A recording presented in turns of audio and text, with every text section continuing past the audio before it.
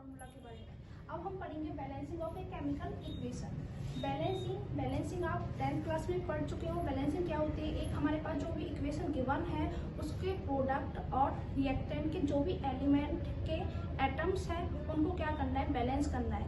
Mean जो भी atom आपको गिवन होंगे रिएक्टेंट के एंड प्रोडक्ट के, उनके नंबर्स को क्या करना है, बैलेंस करना है। तो इसके लिए हमारे पास 4 मेथड है। फर्स्ट है hit and trial method, second है पार्शियल इक्वेशन मेथड, थर्ड है oxidation number method and fourth ion electron method. Oxidation number method and ion electron method है वो आपको नेक्स्ट वीडियो में मिलेंगे। फर्स्ट हम पढ़ेंगे यहाँ पे हिट एंड ट्रायल मेथड के बारे में। हिट एंड ट्रायल मेथड में क्या होता है, जो सिंपल केमिकल इक्वेशन होती है उनको हम बैलेंस करेंगे। सिंपल केमिकल इक्वेशन बैलेंस करने के लिए हमारे पास पहले कुछ स्टेप है, उनके बारे में हम जानेंगे। फर्स्ट स्टेप है write down the correct formula of reactant and product with plus sign and in between the arrow. जो भी रिएक्टेंट है प्रोडक्ट है उनके बीच में जो एरो गिवन है उसको अच्छे से लगाना है और जहाँ पे प्लस का साइन आना है वहाँ पे प्लस का साइन लगाना है। उसे हम बोलेंगे स्केलेटन इक्वेशन। मीन जो भी हमें इक्वेशन गिवन है उसको अच्छे से लिखेंगे, जहाँ पे प्लस का साइन आएगा वहाँ पे प्लस का साइन और जहाँ पे एरो आएगा वहाँ पे एरो। जो प्रोडक्ट है उसको अलग, एरो का जो हेड है उसकी साइड हम क्या लिखेंगे, प्रोडक्ट, और एरो का जो टेल है उसकी साइड हम क्या लिखेंगे, रिएक्टेंट।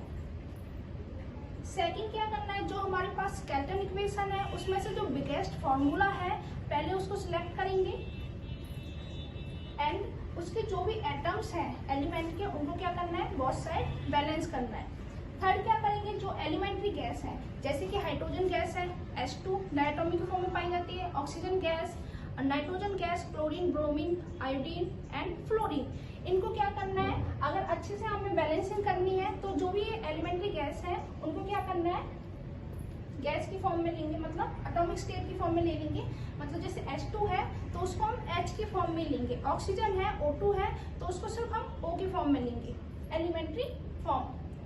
तो इसके लिए अच्छे से समझने के लिए हम एक एग्जांपल लेते हैं। जैसे आयरन ऑक्साइड है, रिएक्ट कर रहा है हाइड्रोजन गैस के साथ, तो क्या बना रहा है, आयरन प्लस में वाटर। तो हमारे पास यहाँ पे फर्स्ट क्या है, बिगेस्ट फॉर्मूला आयरन ऑक्साइड। तो आयरन ऑक्साइड को पहले लेंगे हम, और दूसरा आपको दिख रहा है यहाँ पे एलिमेंट्री गैस मतलब H2, इसको क्या करना है, एटॉमिक स्टेट में लेंगे। H2 को कैसे लिखेंगे हम, H की फॉर्म में। तो biggest formula Fe3O4 plus H, और जो हमारे पास प्रोडक्ट गिवन है वो लिखेंगे हम Fe plus 4H2O।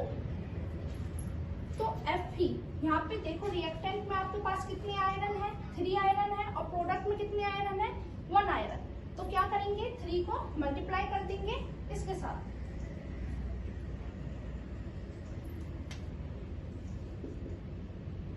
And oxygen reactant में 4 है और प्रोडक्ट में ऑक्सीजन कितने हैं, 1, तो 4 से मल्टीप्लाई कर देंगे।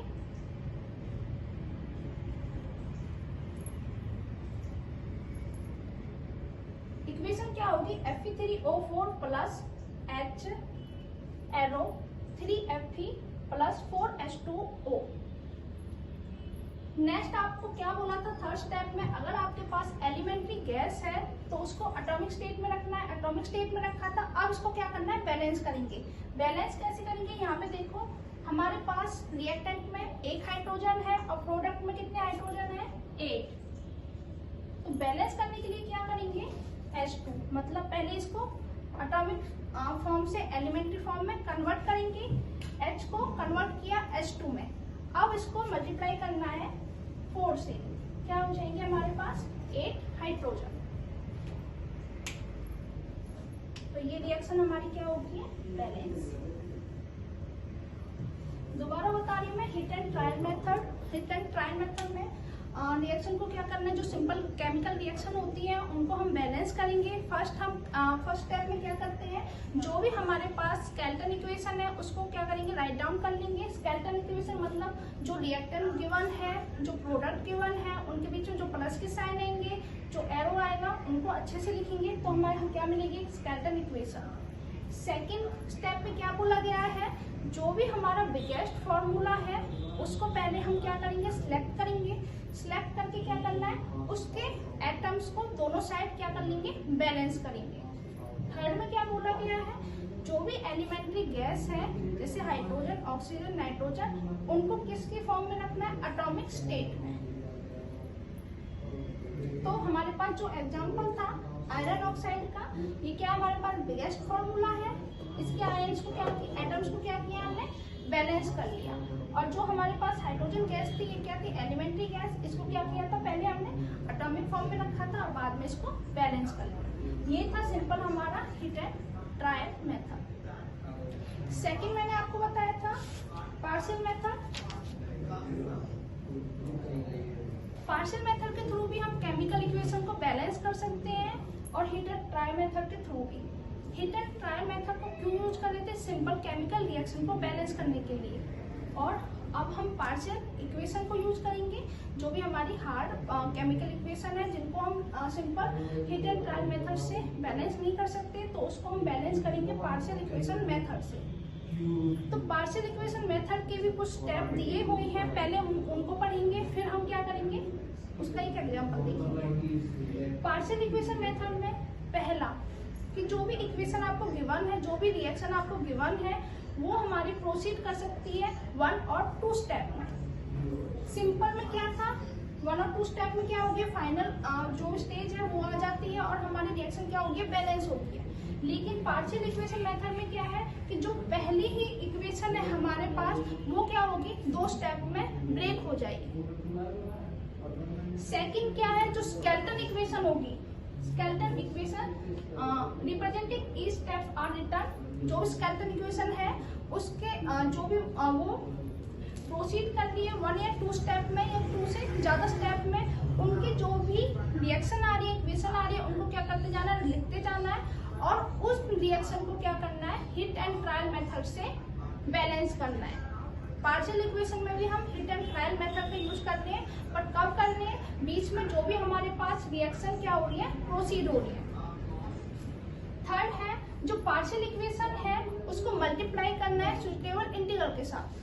पहले हमने क्या किया, जो भी रिएक्शन थी वो हमारी क्या है, 1 और 2 स्टेप में प्रोसीड हो रही थी, उसके बाद हमने उसको बैलेंस किया हिट एंड ट्रायल मेथड्स के साथ। अब उसको जो भी सुटेबल इंटीग्रल है उसके साथ मल्टीप्लाई कर देंगे, और जो इंटरमीडिएट प्रोडक्ट है बाद में निकल के आए थे लेकिन हमारे पास जो स्केलेटन इक्वेशन है उसमें नहीं है, उनको क्या कर देंगे, कैंसल आउट, क्योंकि वो फाइनल प्रोडक्ट में काम नहीं देंगे। अगर वो काम दे रहे हैं तो उनको कैंसल आउट नहीं करेंगे, अगर फाइनल इक्वेशन में कोई काम नहीं है उनका तो इंटरमीडिएट को क्या कर देंगे, कैंसल आउट। 4, जो पार्शियल इक्वेशन है बाद में क्या करेंगे, सारे जितने भी स्टेप है उनको ऐड कर लेंगे और हमें क्या मिलेगी, final balancing equation.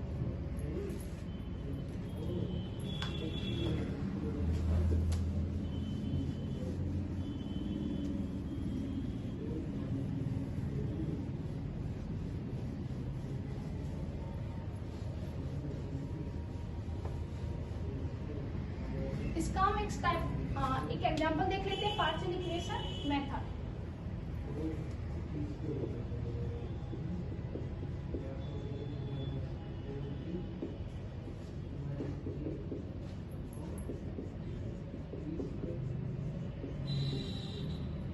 Sodium hydroxide है, रिएक्ट कर रहा है क्लोरीन के साथ और क्या बना रहा है, NaCl, sodium hypochloride and water. तो इसको बैलेंस कैसे करना है, फर्स्ट स्टेप में क्या करेंगे, जो क्लोरीन है वो वाटर के साथ रिएक्ट करेगा, वाटर के साथ रिएक्ट करके क्या बना रहा है, HCl और हाइपोक्लोराइड एसिड। क्लोरीन किसके साथ रिएक्ट करना है, वाटर के साथ, और क्या बनाएगा, hydrochloric acid and hypochloric acid. Second step, sodium hydroxide react करेगा हाइड्रोक्लोरिक एसिड के साथ, क्या बनाएगा, सोडियम क्लोराइड प्लस वाटर। अब देखो सोडियम हाइड्रोक्साइड अगेन रिएक्ट करेगा, पहले किसके साथ किया था, HCl के साथ, हाइड्रोक्लोरिक एसिड, और अब क्या करेगा, हाइपोक्लोरस एसिड के साथ, सोडियम हाइपोक्लोराइड और साथ में वाटर। ये हो गए 2 स्टेप, जिसमें क्या था, जो क्लोरीन था फर्स्ट स्टेप में वो वाटर के साथ रिएक्ट कर रहा था, वाटर के साथ रिएक्ट करने पे क्या बना रहा है, HCl और हाइपो एसिड। सेकेंड स्टेप में सोडियम हाइड्रोक्साइड है वो रिएक्ट करता है हाइड्रोक्लोरिक एसिड के साथ और क्या बना रहा है, सोडियम क्लोराइड और वाटर। फिर sodium hydroxide again hypochlorous acid के साथ रिएक्ट करता है, क्या बनाता है, सोडियम हाइपोक्लोराइड और वाटर। थर्ड स्टेप में क्या होगा, जो हमारे पास सोडियम हाइपोक्लोराइड है वो हाई टेम्परेचर पर स्टेबल नहीं होता है, मतलब हाई टेम्परेचर पे क्या होता है, वो अनस्टेबल होगा। अनस्टेबल होगा तो ये ब्रेक हो जाएगा। ब्रेक कैसे होगा,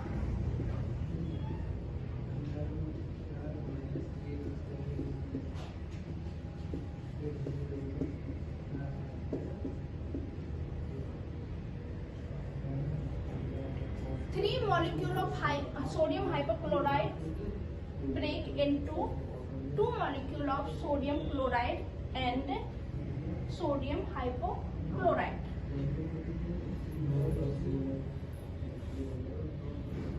अब देखो इस स्टेप में क्या दिया गया है, थर्ड स्टेप में, कि जो हमारी पार्शियल इक्वेशन है उनको मल्टीप्लाई करना है सुटेबल इंटीग्रल के साथ, और जो भी हमारे पास इंटरमीडिएट है अगर वो फाइनल इक्वेशन में काम नहीं दे रहे तो उनको क्या कर देना है, कैंसिल आउट।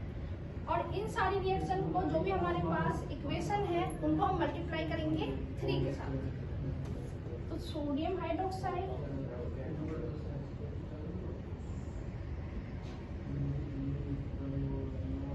अगर इस सारी इक्वेशन को 3 के साथ मल्टीप्लाई करते हैं तो क्या होगा, 3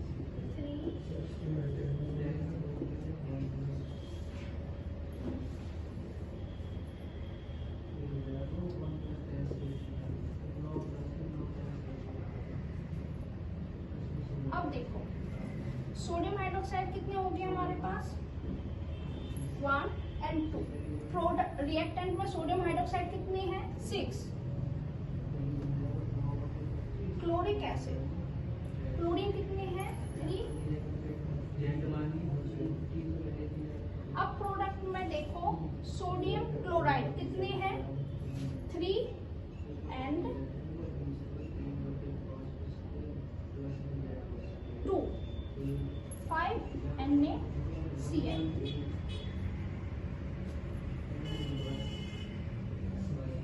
इनका कोई यूज नहीं है तो इनको क्या कर देंगे, कैंसल आउट।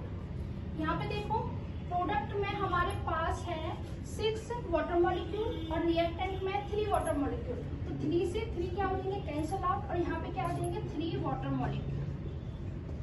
और सोडियम हाइपोक्लोराइड कितने, इनका कोई यूज नहीं है तो ये ऑलरेडी 3 है, NaCl।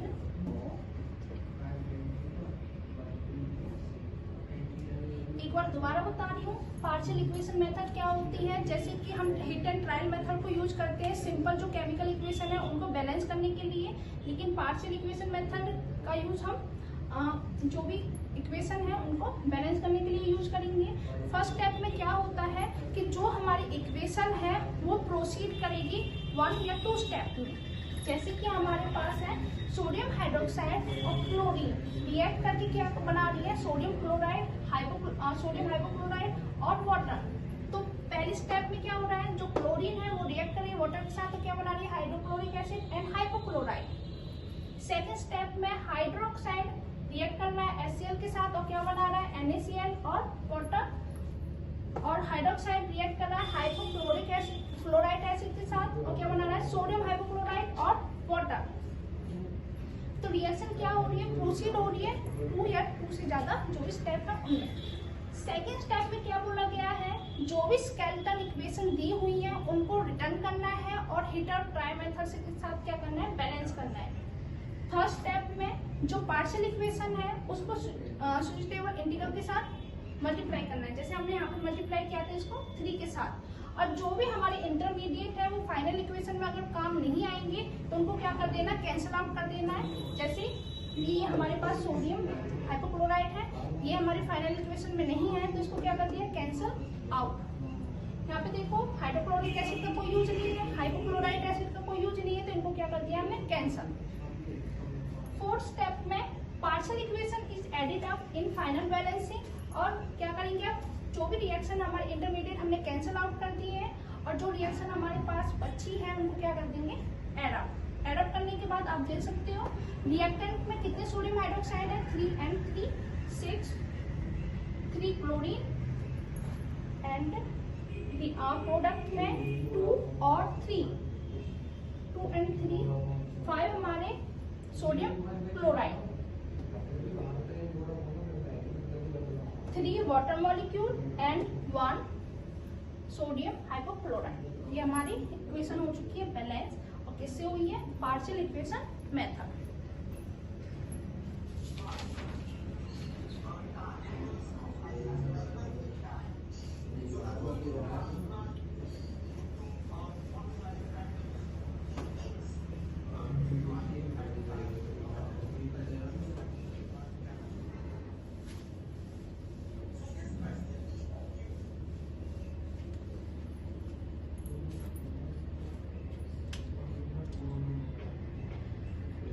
नेक्स्ट टॉपिक है स्टोइचियोमेट्री ऑफ केमिकल इक्वेशन।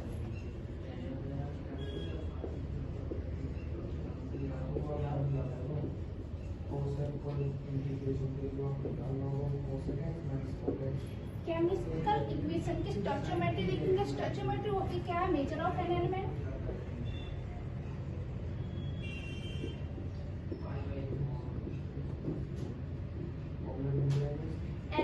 या एलिमेंट के जो एटम है उनको क्या करना है, मेजर करना है इन ए केमिकल इक्वेशन। और इसके जो कोएफिशिएंट होंगे, कोएफिशिएंट क्या होते हैं, गुणांक। जो गुणांक होते हैं उनको क्या बोलेंगे हम, स्टोइचियोमेट्रिक कोएफिशिएंट। इसको अच्छे से समझने के लिए हम एक एग्जांपल देख लेते हैं। जैसे हमारे पास सोडियम कार्बोनेट है, वो रिएक्ट कर रहा है हाइड्रोक्लोरिक एसिड के साथ, और क्या बनाएगा, sodium chloride, CO2 and water molecule. तो स्टोइचियोमेट्री के अकॉर्डिंग जो हमारी केमिकल इक्वेशन है उसको बैलेंस कैसे करेंगे या एक्सप्रेस कैसे करेंगे, कि हमारे पास 1 मोल है सोडियम कार्बोनेट की, 2 मोल है हाइपोक्लोराइड एसिड के साथ, और 1 मोल हमारे कैल्शियम क्लोराइड, 1 मोल हमारे carbon dioxide, 1 mole of water. या हम इसका मोलर मास भी निकाल सकते हैं, मतलब इनका मास देखेंगे। मास देखने के लिए कार्बन का एटॉमिक नंबर कितना होता है, 12, सॉरी कैल्शियम का एटॉमिक नंबर 40, कार्बन का atomic number 12 and oxygen 16, into में 3। हाइड्रोजन का एटॉमिक मास 1 प्लस क्लोरीन का 35.5, कैल्शियम 40 प्लस 35.5 इनटू में 2, कार्बन 12 प्लस 16 इनटू में 2 and water 1 into 2 plus 16।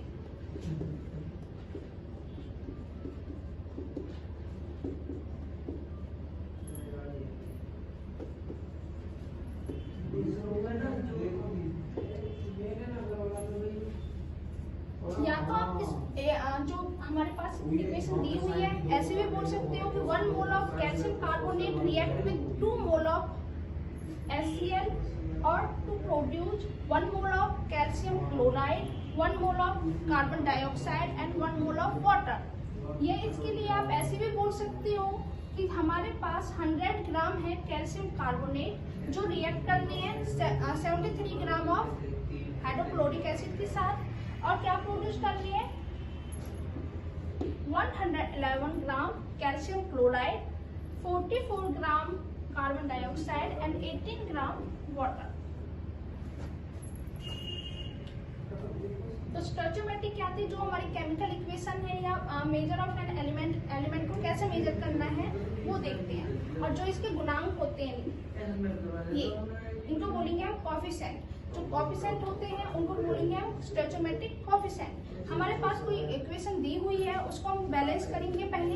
Balance करने के बाद हमें क्या उनके मोल्स गिवन है, मोल्स में देखेंगे या तो हम ऐसे भी बोल सकते हैं क्योंकि 1 मोल हमारा रिएक्ट कर रहा है 2 मोल ऑफ हाइड्रोक्लोरिक एसिड के साथ, और हमें क्या प्रोडक्ट मिल रहा है 1 mole of calcium chloride, 1 mole of carbon dioxide and 1 mole of water. या उनका जो मोलर मास है वो निकाल के हम उनको ग्राम में रिप्रेजेंट कर सकते हैं और कह सकते हैं कि जो 100 ग्राम कैल्शियम कार्बोनेट है वो रिएक्ट करना है 73 ग्राम ऑफ HCl के साथ एंड क्या प्रोड्यूस होगा 111 gram of calcium chloride and 44 gram of carbon dioxide, 18 gram water.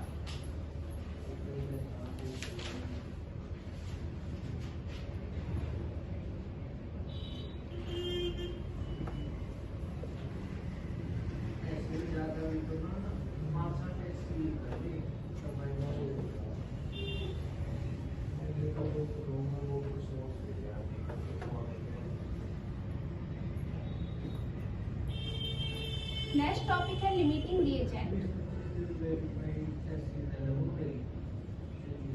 Reagent या रिएक्टेंट। लिमिटिंग रिएजेंट या रिएक्टेंट में हम क्या करते हैं, हमारे पास एक रिएक्टेंट होते हैं जो क्या करते हैं प्रोडक्ट फॉर्म करेंगे। तो लिमिटिंग रिएजेंट में क्या बोला गया है कि जो रिएक्टेंट हमने लिया है अगर वो कम्प्लीटली रिएक्ट हो जाता है प्रोडक्ट फॉर्म करने पर तो वो क्या होगा लिमिटिंग रिएजेंट। और एक्सेस रिएजेंट या रिएक्टेंट जो कम्प्लीटली कंज्यूम नहीं होता है इन ए रिएक्शन उसे क्या बोलेंगे एक्सेस रिएजेंट। तो लिमिटिंग रिएजेंट की डेफिनेशन क्या होगी, the reactant react completely in a reaction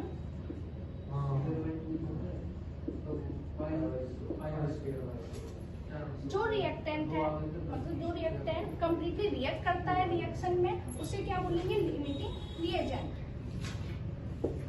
जैसे हमारे पास अमोनिया है, अमोनिया किससे बना हुआ है नाइट्रोजन और 3 मॉलिक्यूल ऑफ हाइड्रोजन। तो ये क्या बनाएंगे 2 मॉलिक्यूल ऑफ अमोनिया। हमारे पास 1 मोल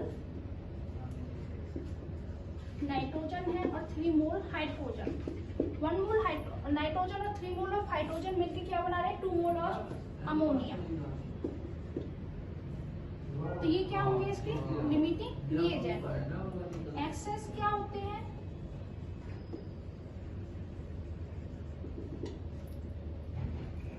जो रिएजेंट या रिएक्टेंट है वो कम्प्लीटली कंज्यूम नहीं होते हैं रिएक्शन के द्वारा या रिएक्टेंट के द्वारा, उनको क्या बोलेंगे एक्सेस रिएजेंट। एक्सेस मतलब जो भी ज्यादा क्वांटिटी में प्रेजेंट है।